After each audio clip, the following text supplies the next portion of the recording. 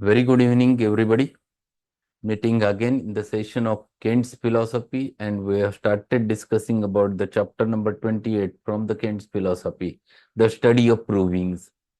And major aspects of this study of provings, which Hahnemann have explained in the sixth edition of Organon of Medicine, right from aphorism number 105 up to the 145. The whole session was devoted to the study of provings. And Kent has taken glimpses of about it, and he has explained the importance of proving in this specific chapter. Why it is necessary to do a proving, how one can learn the mathematica by heart by doing the drug proving on human beings, on oneself, and the importance of each and everything regarding the drug proving. That's what he has tried to explain. At the same time, he tried to explain over there that how to go for a proving. The method of drug proving, that also he has tried to explain over there in this specific chapter. So this chapter is very specifically described in order to explain the importance of drug proving in homeopathy. So we were on the page number 219 in my book, the second paragraph with which we are going to start. It is highly important to wait until the possible prodrome of a given remedy is surely.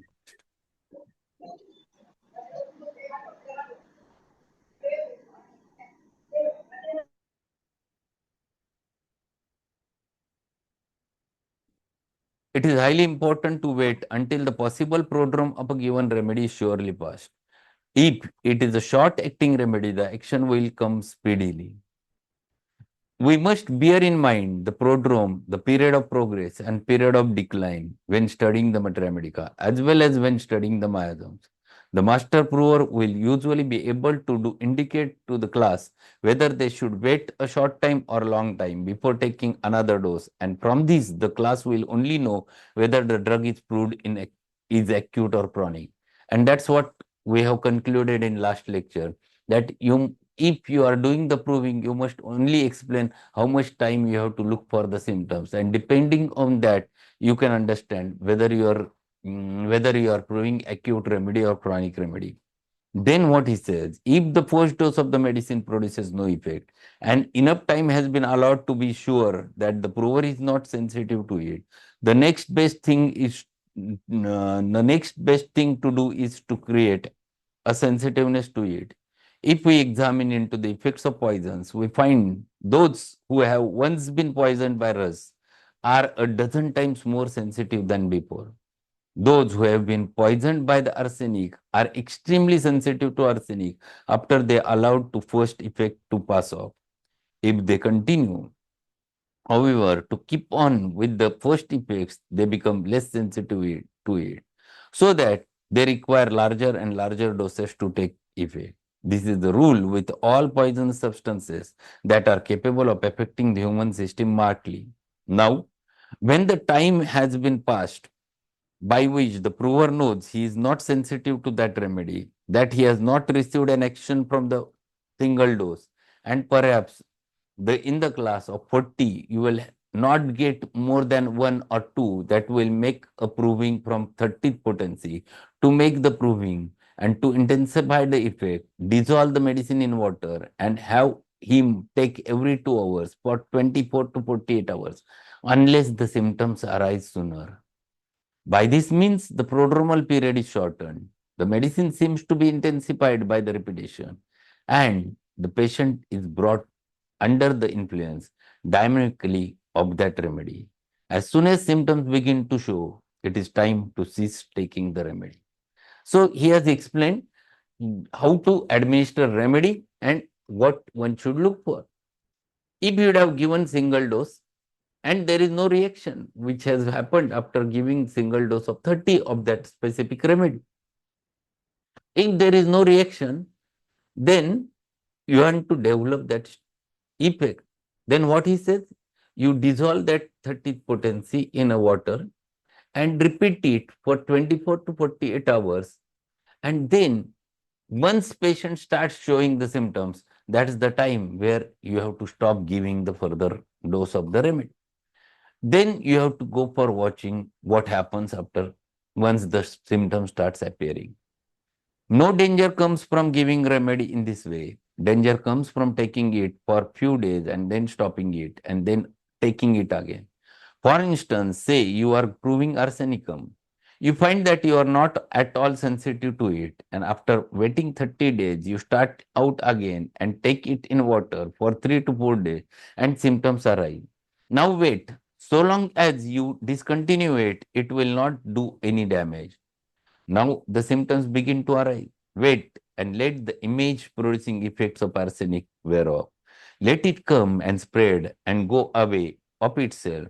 Do not interfere with it. If you do interfere with it, the interference should be only by true antidote. You should never interfere with it by repetition of the dose. That is one of the most dangerous things. So he is giving you how to go ahead and how one can come out of these practical problems. So you give the first dose and let us see what happens. If it is not acting, dissolve it in water and repeat it till the action develops. And once action has been developed, thereafter you should not repeat the medicine.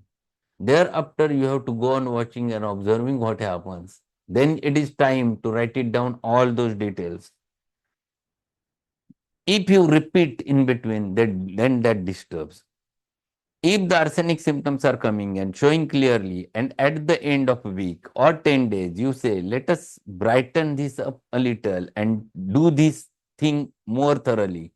And to accomplish this, you take a great deal more, you will engraft upon your constitution. In that way, the arsenicum diathesis from which you will never be cured.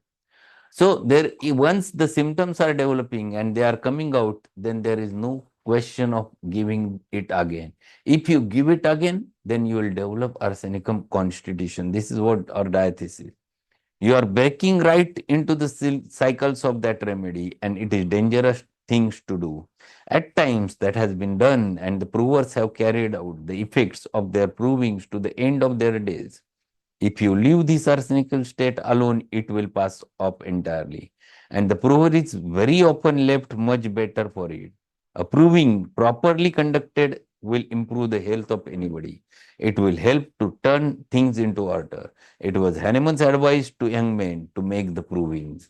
See how nicely he has mentioned that if you do proving in a proper manner, it will definitely improve the health of that prover. Only thing is that you should not be in hurry or hasty way or hastily repeat the doses. Once the symptom starts appearing, there is no question of repetition. Then it is time to just go on observing, listening, writing, all those things, but no interference should be there and no antidote or no repetition. Nothing should be done. And that's what he wants to explain over there. And then further he says, another portion of the class will not get symptoms, no matter how they abuse the remedy. And if it be arsenicum, they will have to take the crude dose of it to get any effect. And then symptoms given forth are only the toxic effects from which little can be gained. The toxicological results of the poisons are provings of the grosser character. They do not give finer detail. For instance, you give opium in such larger doses that immediately poisonous poisons. You see nothing but the grosser, overwhelming symptoms, the irregular, stertorous breathing, the unconsciousness, the contracted pupil, and the mottled face, and the irregular heart. The details are not there. You will only have view of most common thing. So what he says, if there is no reaction happens in certain provers, then it is dangerous to give it in crude form, because crude form will going to produce only poisonous effects, and those are only pathological. They will not give fine symptoms which are useful in order to differentiate this remedy from the rest of the remedy. And he has given one example of opium over there. Opium, when if you would have given in crude form, it will produce common symptoms of opium to which every person will get affected. Every person will get a drowsy state. He will become, has a stertorous breathing. He snores a lot. He may enter into the unconscious semi-comatose stage like asleep. These are common symptoms of the opium which develops because of it. But no fine symptoms of opium you are going to get in crude form. The reproving of the remedies is of great value. The Vienna Society did not fully endorse Hahnemann's proving. So this society thought it impossible that such wonderful things could be brought out upon the sensations of people. So their reproving is very important. The Vienna Society, they never considered that whatever Hahnemann have done, is it truth. They were not accepting. So what they have decided? The society did not endorse the 30th potency that was recommended by Hahnemann for proving. So this society gathered itself together and resolved to prove the remedy and to test the 30th potency. And it so happened that the society was honest. Mm, Natramur, Thuja and other remedies were proved and was honest enough to say that although his convictions were decidedly against the proving, he had to admit that symptoms gathered from 30th potency were very strong. The Vienna Society demonstrated by this reproving that the polycrest of Hahnemann had been fully proved. Their provings of the 30th Natramur was wonderful revelation to them, but in spite of this result, held on to his prejudices. He acknowledged that he was wrong, but he continued to use potencies lower than 15th. He could not get his mind elevated to 30th. His prejudice was too strong. The name was not given completely over there, but it is someone whose name started with W. And he was not accepting Hahnemann's concept of 30th potency. So he used to use it in low potency generally. But what has happened? This fellow who is from Vienna, he proved the remedy as Hahnemann have mentioned in 30th, and it has shown all the effects which already Hahnemann have mentioned over in the proving. So there was the same thing which happened, but till he was practicing with low potencies. He could not get his mind elevated to 30th. His prejudices was too strong. Dunham says of some of these that in spite of the fact that they had been better results from the 30th and higher potencies even, they were so prejudiced they could not bring themselves to a state of building. As Dunham humorously expressed it, they are ossified in their cerebral evolution as well as in their bony structure. See what word he has used is very, Dunham has very classically explained their state. They are ossified in their cerebral convolutions as well as in their bony structure. So it is as good as they are so fixed rigid, they are not changing their thoughts. That is to say, their minds were inelastic, they could not expand. We talk from the appearance. When we say the eyes are closed, it is the mind that is closed, the understanding that is closed. So what he is saying, they are not accepting that they can go ahead with 30th and 30th produces the results. They used to use low potencies only. Read aphorism 107 to 112. When the patient is under the poisonous effects of the drug, it does not seem to flow in direction his life action. But when reaction comes, then like lingering effects of the drug seems to flow, as it were, in the stream of vital action. Then the symptoms that arise of the best order, and hence it is necessary in proving a drug to take such a portion of the drug only as will disturb and not suspend, as it will flow in the stream of the vital order, in the order of economy, establishing slight perverted action and causing symptoms without suspending action, as we would, for example, with large dose of opium. When a state of suspension exists in the dynamic economy, then we have a big clouding of all the activities of the economy. So, giving a large dose of medicine to palliate the pains and suffering is dangerous. We have a suspension of vital order when we give medicine that does not flow in the stream of vital influx. Homeopathy looks inwards, the administration of medicines that are given for the purpose of either creating order or then always in a higher potency, or for the purpose of disturbing and then the lower potency. We should never resort to the crude drugs for proving unless for momentary or temporary experiment. It should not be followed up, and no great weight should be put upon the provings that are made from crude medicine. They only, at best, give a fragmentary idea. Unless the proving that has been made with strong doses becomes enlarged with symptoms from small doses of information remains fragmentary and useless. If we had only the poisonous effects of opium, we could be able to use it in those conditions that stimulates the poisonous effects of opium, like apoplexy. So what he has given over there, that the same, whenever you have to do the proving, the larger doses or crude drugs are not at all important.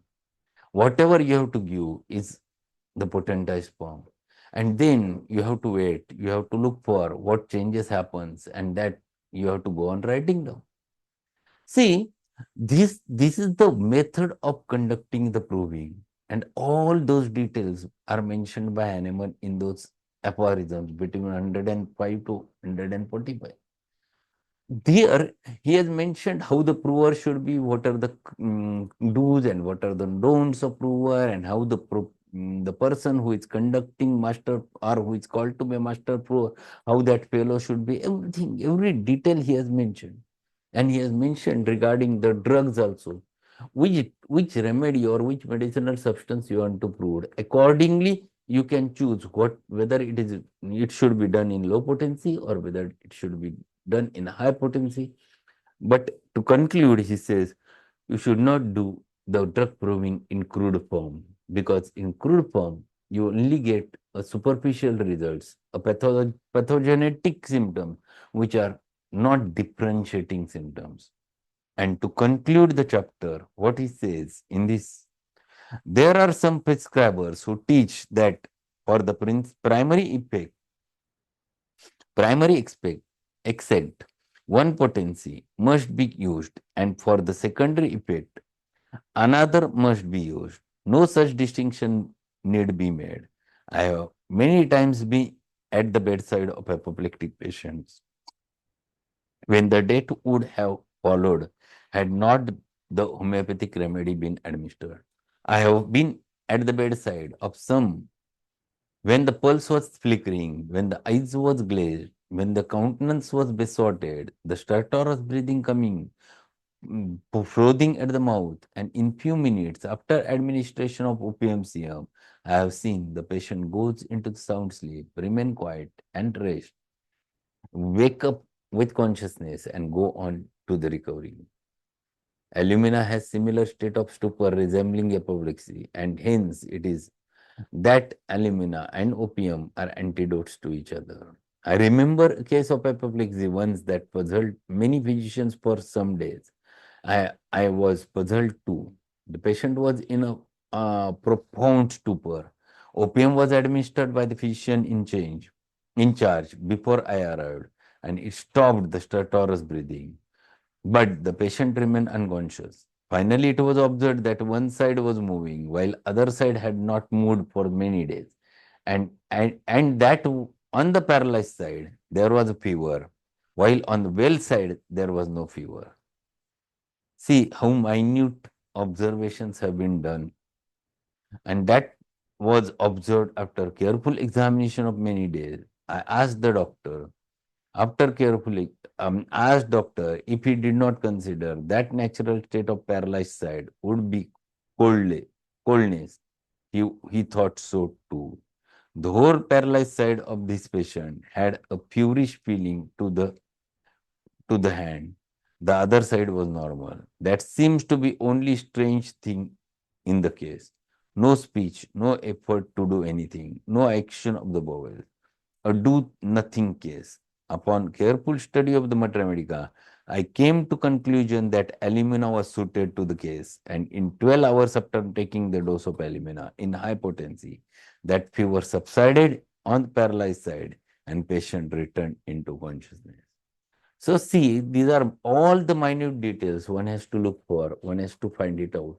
And those minute details itself are sufficient to come to a right remedy. If your proving has been conducted to such a level, then application of medicine becomes very easy.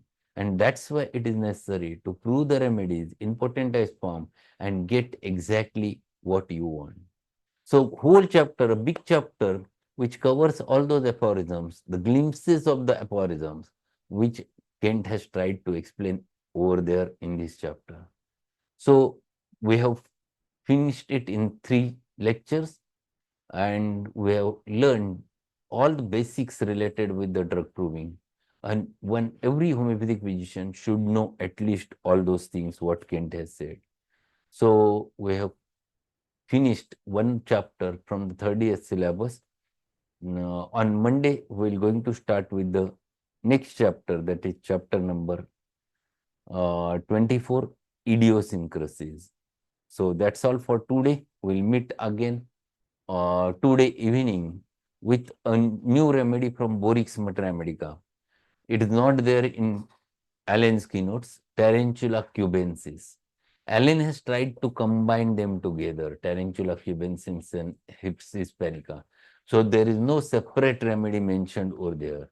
So today evening at 8:15, we're going to learn the Tarantula cubensis from Borix Mater Medica. So that's all for today. Thank you being there and we'll meet again at 8:15.